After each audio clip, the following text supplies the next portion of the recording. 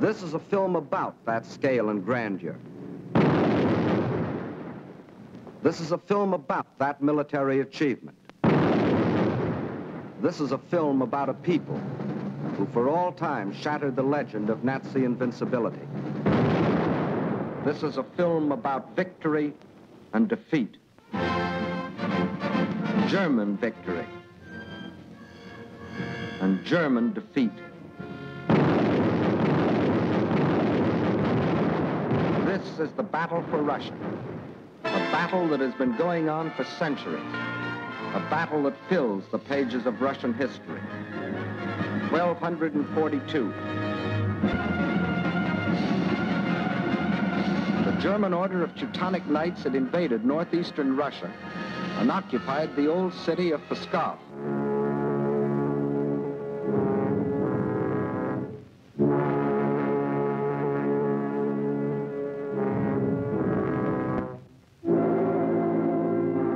Under the leadership of their Grand Master, von Bock, they threatened to enslave the whole population of that area, including the capital, Novgorod.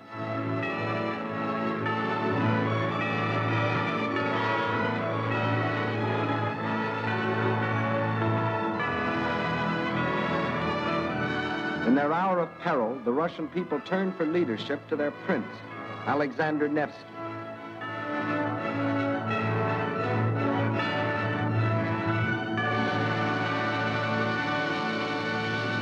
And on April the 5th, 1242, on Lake Peipus, the Russians met the might of the German forces.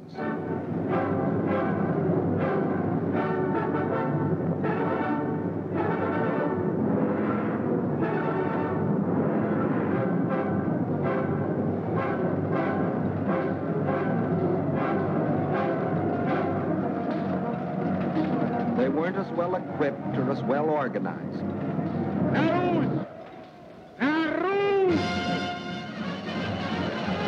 But in their hearts was a flaming courage, a flame so fierce that it pierced the German army.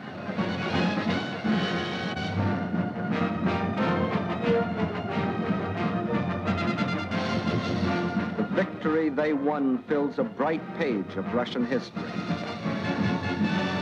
1704, and another conquering army marched across Russian land. This time under Charles XII of Sweden, and again the Russians fought for their country.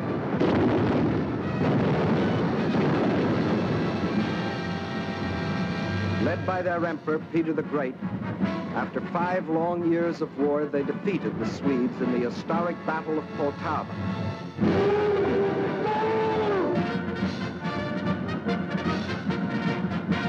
The invading Swedish armies were crushed and forever driven out of Russia. 1812. Napoleon and his armies had blazed their triumphant way across Europe and were marching on Moscow. The conquering armies entered the city, but they entered a city in flames. Even in that day, Russian earth was scorched earth to an invader. And once again, the invader was forced to start the long march on the road back out of Russia. 1914, and another German army, this time under Kaiser Wilhelm, set out to conquer Russia.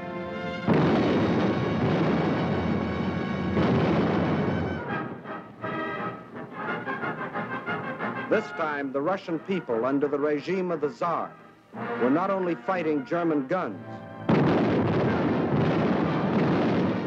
but oppression and corruption in their own country. And only the ultimate collapse of Imperial Germany saved Russia from losing the Ukraine and the Crimea, which the Germans had occupied in 1918. Yes, for 700 years, the Russian people have had to fight to defend their land against would-be conquerors. Why? Why have all these attempts been made to conquer Russia? Perhaps Russia itself can provide the answer. Here it is, 1/6 of the Earth's surface, reaching from east to west nearly halfway around the world. and southward from the North Pole to the borders of India. One country of 9 million square miles. That's our own country 3 times over, or all of North America and 1 million square miles to boot. The sun never sets on Russia. When it is dusk on its western borders facing Europe, it is already dawn on its eastern borders facing the Pacific.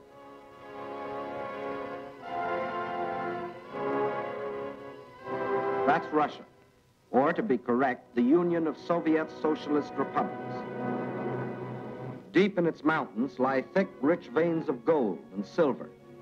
Below ground lie enormous deposits of copper, tin, manganese and nickel, chromium and radium, sulfur and magnesium. Russia is rich in raw materials. Her forests cover millions upon millions of acres. 1/4 of all the lumber reserve in the world belongs to Russia. And as for fuel, there's coal, ton upon ton. And more important, there's also oil. 213 million barrels a year of it. Black gold flowing from the earth that contains 55% of the world's oil. What else? Iron? Russia has better than 10 billion tons. That can make a lot of steel before it's done. Yes, Russia is rich. Her farms cover millions upon millions of acres. The rich black earth that, besides giving forth oil and coal, will also grow everything from sunflowers to lotus. The tea her people drink in such huge quantities, and the tobacco that they smoke. Cotton grows here too, 3,800,000 bales a year. And sugar. And on the pasture land, the animals grow fat for food and wool for clothing. While on the warm plains, the fields of grain stretch as far as the eye can reach. Corn, oats, hops, rye, and don't forget wheat, 1/3 of the world's best. Yes, Russia is very rich, for it has not only raw materials and the products of its soil. Russia is also people.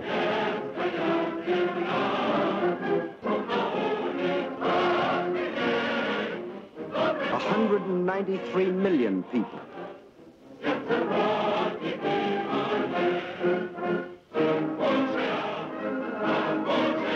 People of every race, color, and creed.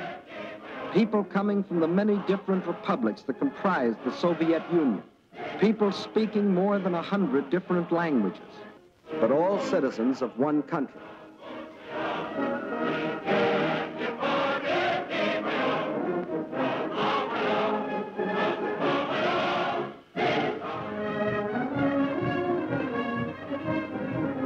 Whether they are the great Russians, the descendants of the first settlers of this vast area, and for 1,000 years its main population, or Cossacks, the famous horsemen from the open plains of the Don River Valley.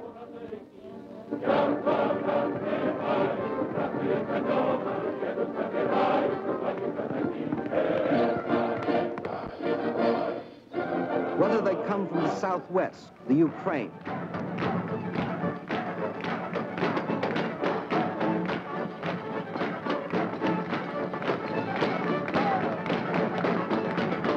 here in the breadbasket of the Soviet Union live the Little Russians, better known as Ukrainians, and beside them the Moldavians and Bessarabians, or if they come from the far south between the Caspian and Black Seas,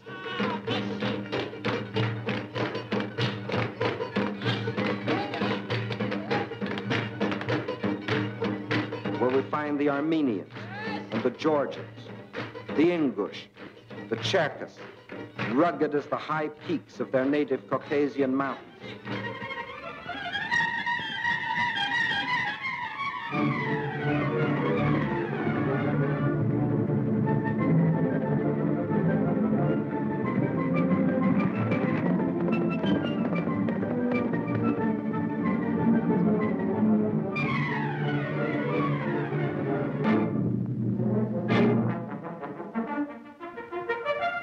Whether they are Uzbeks, Turkmen, Kyrgyz, from the Persian and Indian frontiers,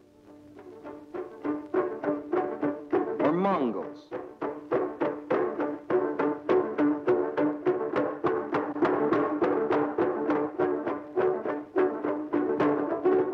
Bashkirs, the Turco-Tartars, the Buryats, the Yakuts from far beyond the Ural Mountains,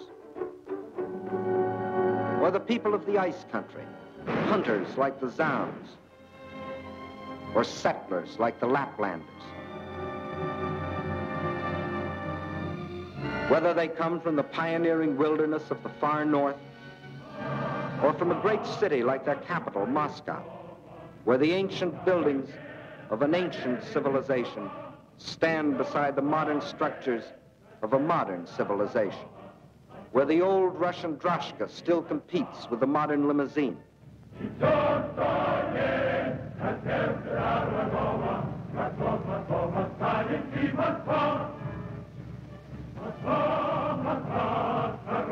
Whether they work in factories or as soldiers, whether they are bricklayers or traffic cops, sailors or riveters, school children or farmers, nurses or engineers, window washers or salesgirls, housewives or postal clerks, radio announcers or stewardesses, scientists or typists, musicians or ballerinas.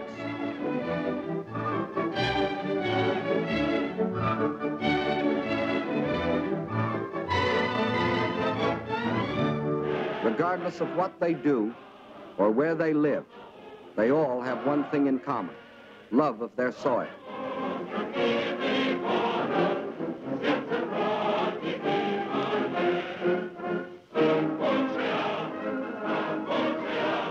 That is Russia. Size, the largest country in the world. Raw materials, unlimited. Manpower, 193 million. These are the three reasons why every conqueror in history has wanted Russia. And these are the reasons why the modern would-be conqueror wrote, "When we speak of new territory, we must think of Russia. Destiny itself points the way there." Yes, as we have seen, Germany's spirit of aggression was handed down from generation to generation. And now, in Hitler's Germany, the dream was world conquest. To such a dream, there could be only one answer: collective security. So with this objective, in 1934, the Soviet Union joined the League of Nations. Again and again before the League, its representatives urged binding agreements to support by collective action any nation submitted to attack. The state I represent entered the League with the sole purpose of the maintenance of indivisible peace. The League of Nations is still strong enough by its collective actions to avert or arrest aggression. There is no room for bargaining or compromise. But while some members of the League were pleading vainly for the use of collective force to stop aggression, the world saw other members, Germany, Italy, Japan, withdraw from the League to follow the path of aggression. Manchuria, Ethiopia, then Hitler invaded Austria, Czechoslovakia, and in 1939, Poland, first step on the road to Russia. But his eastward march was interrupted by France and Britain declaring war. So the Germans were forced to turn west, and in 1940, as we have seen, wiped the last opposition from Western Europe. And while the Nazis were unsuccessfully trying to beat Britain to her knees, the German generals were already planning to resume the interrupted Eastern Blitz. The road to Russia was now open. But before that attack, preliminary steps were necessary.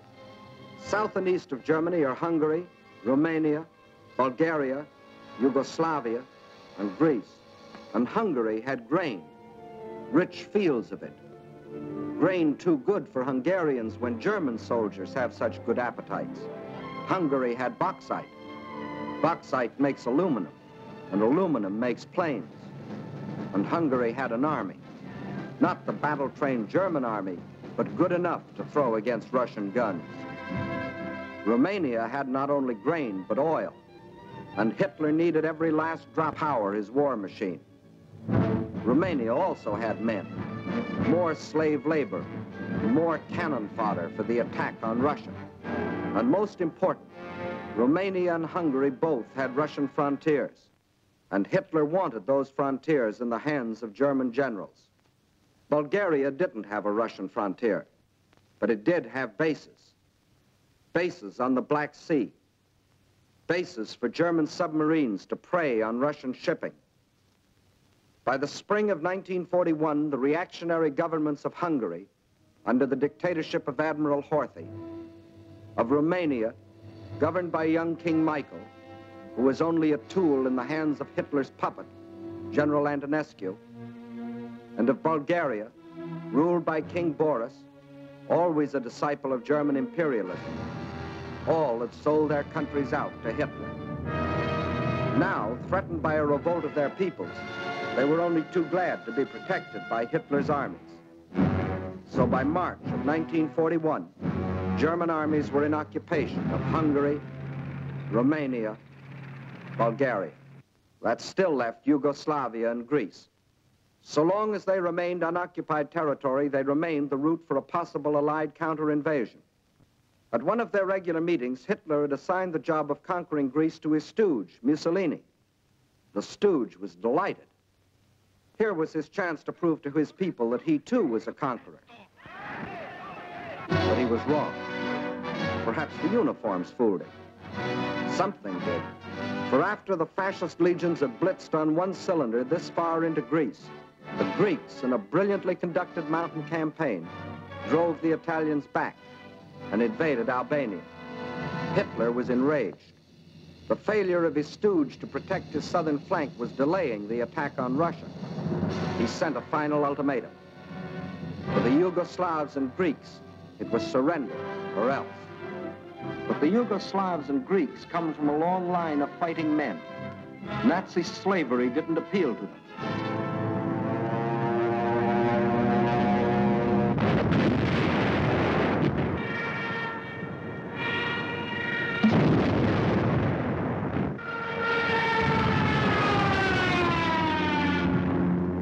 At dawn, on April 6th, German bombs told the Yugoslavians they were at war with Germany. The Nazis and Italians launched a powerful and coordinated attack from all their bases, supported by virtually unopposed aerial bombardment. The conclusion was inevitable.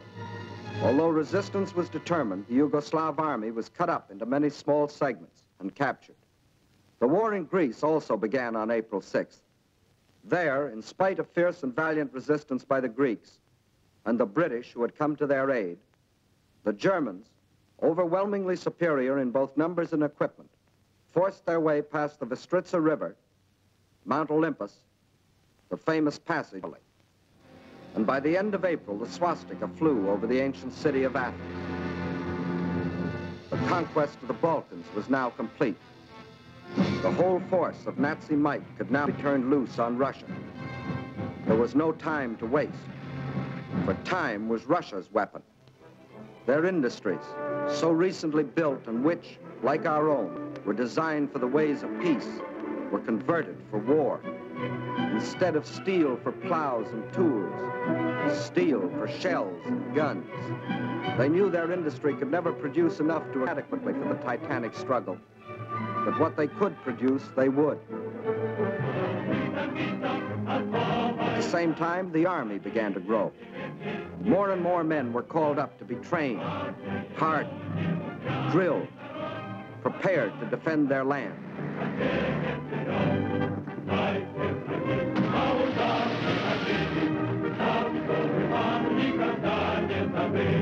With the conquest of the Balkans, the Nazis had a solid front from the Black Sea to the Baltic, but the Russians had built themselves a buffer to take some of the steam out of the Nazi punch, no matter where it landed.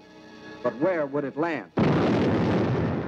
When the blow came, it was from 5 different directions, and from the north, 1 extra, just for luck. That was the big day. As dawn broke, nearly 200 Axis divisions, more than 2 million men, plunged into a front 2,000 miles long, reaching from the White Sea to the Black.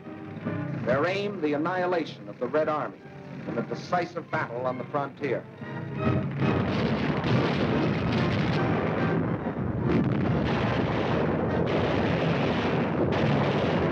The offensive started along the whole length of the front. It was concentrated on three main objectives: Leningrad, Moscow, and Kiev, the capital of the Ukraine. In the first 30 days, von Lieb's forces drove to within 125 miles of Leningrad, while the Finns under Mannerheim, supported by the Germans, began a drive from the north to encircle the city. In the center, von Bock's army plunged 480 miles into Soviet territory. One Russian city after the other was overrun by the invaders.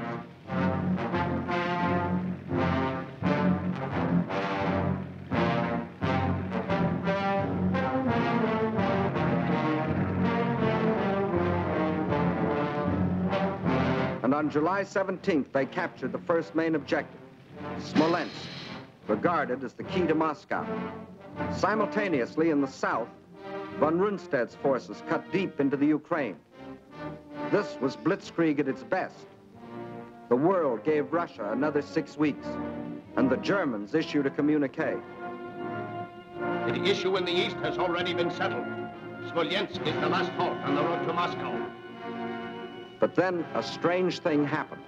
For the first time since the mighty German army started its career of blitz, smashing into submission one European country after the other, that same German army came up against a country that did not submit. Despite the fact that Hitler's army swept deeper and deeper into the Soviet Union, and by October the 15th stood practically within the shadows of the Kremlin, despite the fact that the Soviet government and all foreign missions were forced to move to Kuibyshev, 700 miles to the east, despite Hitler's triumphant pronouncement, I can say that this enemy is already broken and will never rise again. Despite the fact that by December, 500,000 square miles of Russian territory, an area equal to the entire Middle Western United States, had fallen to the invaders. Yes, despite Russia's loss of her best agricultural areas, her most thoroughly developed industrial plants, millions of her people, thousands of her tanks and her planes, despite everything, those 6 weeks had lengthened into nearly 6 months, and the dread Nazi blitz had spluttered, stumbled, and finally died. What had happened here? Let's try to analyze it. First, in this titanic struggle, not only two armies, but two fighting methods and two strategies came face to face. The German strategy was based on the well-tried Keil and Kessel, or wedge and trap maneuver. One wedge would be driven deep into the enemy territory to hook up with another spearhead driven through to meet it. In the trap thus formed, the victim would be pocketed for annihilation. The German plan in every campaign was to seek a decisive battle at the moment of invasion. A single blow must destroy the enemy without regard for losses. A gigantic, all-destroying blow. Remember the campaigns you have already seen in these films. Poland, the Poles concentrated on their borders. The Blitz broke through. 18 days finished Poland. France, the Allied strength on the borders.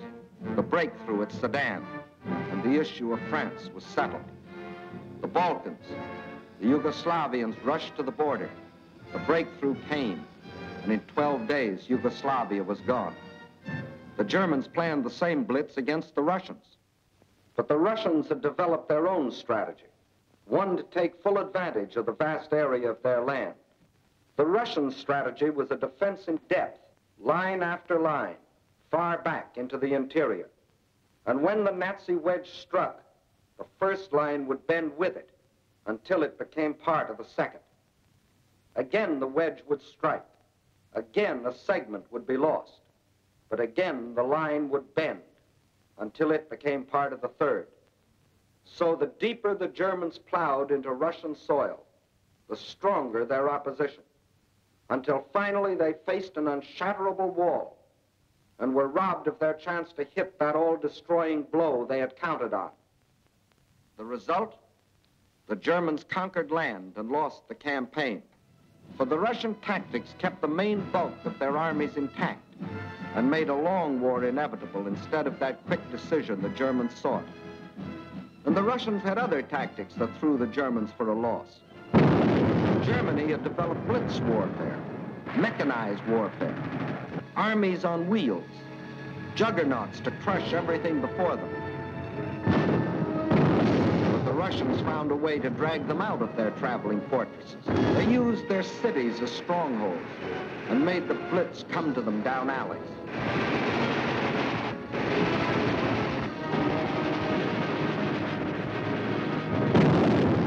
The more a city was bombed, the more impassable it became to the German panzers.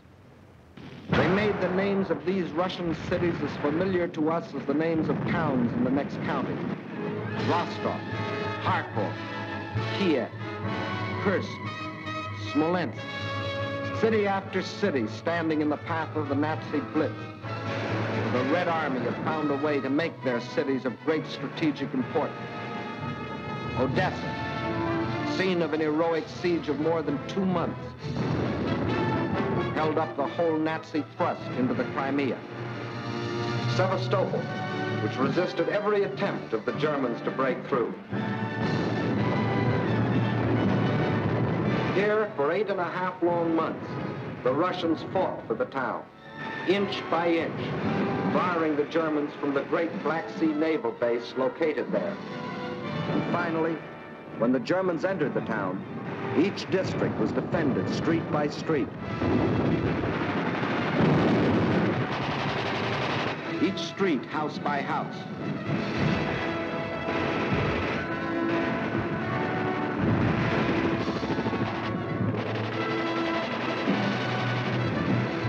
Each house, room by room.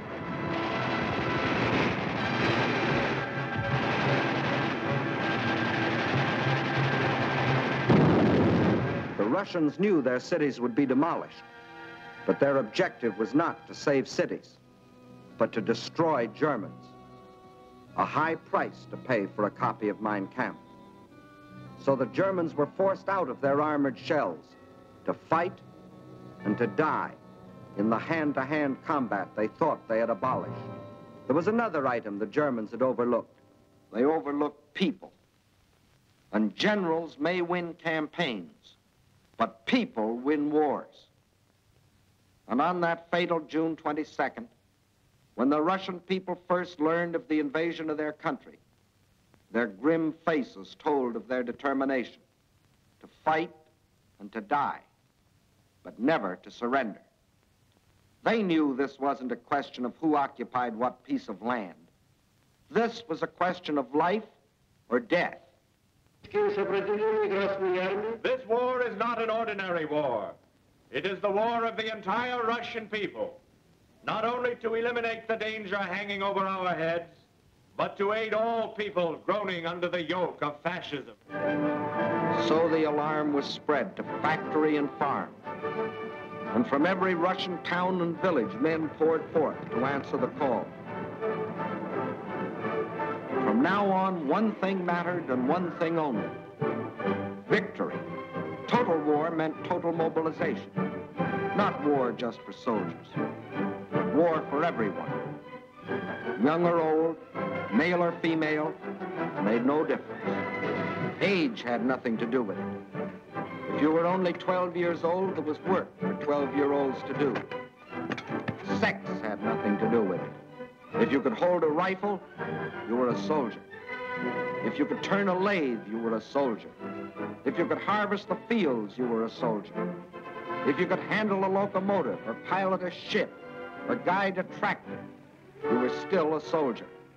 For everything you did was part of that total war. Nothing that the enemy could use was left behind. Not a yard of wire or a pound of iron. Not an acre of wheat or a head of cattle. And the old men stood watch over the fields, ready to give the word to burn at the first sight of the enemy. Scorched earth. What can't... Scorched earth. What can't be withdrawn must be destroyed. That meant the factories, the plants, the oil depots. Flames claimed them all.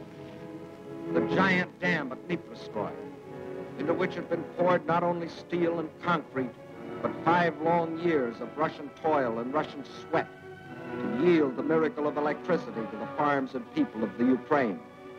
Now, rather than let the power it generated fall to the enemy, they destroyed it. Scorched earth, the land they had lived on and worked on, their forests, their fields, their farms.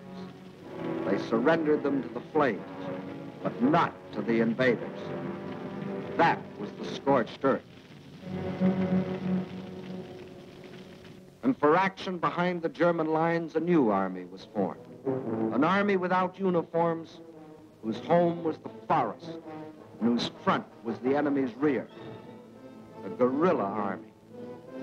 A minimum of glory and a maximum of determination.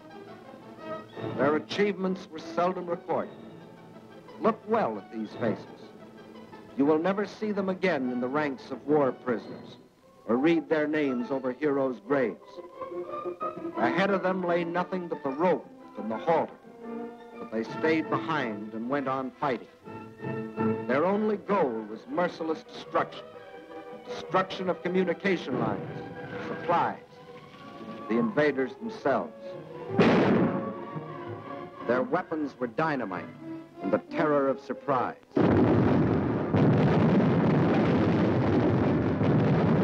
They asked for no mercy, and they gave none.